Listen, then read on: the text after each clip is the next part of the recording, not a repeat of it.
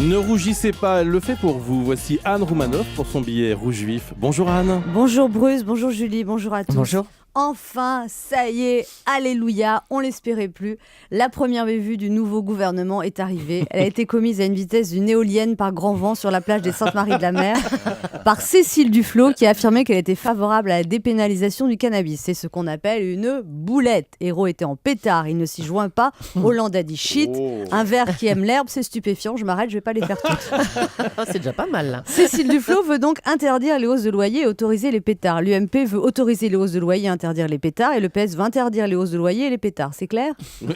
Peut-être qu'à terme, Cécile Duflot va proposer de faire fumer les proprios récalcitrants. Tenez, fumez, signez-la, merci frère propriétaire. Les locataires sont des amis, tu ne dois pas les craindre. Et vous, amis locataires, promettez que vous allez payer votre loyer pas seulement tous les 6 mois. Allez, embrassez-vous et passez-moi une taf. Cécile Duflot a précisé qu'elle ne s'exprimait pas en tant que secrétaire. Elle s'exprimait en tant que secrétaire générale d'Europe Écologie Les Verts, mais pas en tant que membre du gouvernement. C'est donc une ministre à temps partiel et une gaffeuse à plein temps. De toute façon, Europe Écologie Les Verts, on ne sait pas si c'est un parti ou une amicale. Amicale des personnalités qui se détestent.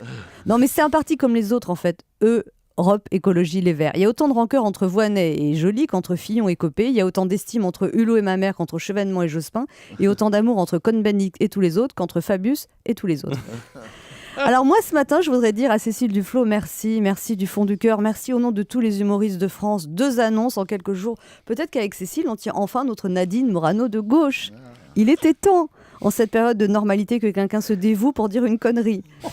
Cécile Duflot a donc déclaré qu'il fallait que le cannabis ait le même statut que le tabac ou l'alcool. Ma fille de 17 ans a tout de suite réagi. Maman, tu penses que c'est pire à fumer du shit ou se bourrer la gueule ? Mais ni l'un ni l'autre, ma chérie. Mais au choix, tu préfères que je fasse quoi ? Au choix, je préférerais que tu réussisses ton bac français. Tu vois, chérie, quand on fume de l'air, on a le cerveau enfumé. Quand on boit trop d'alcool, on n'a pas les idées claires.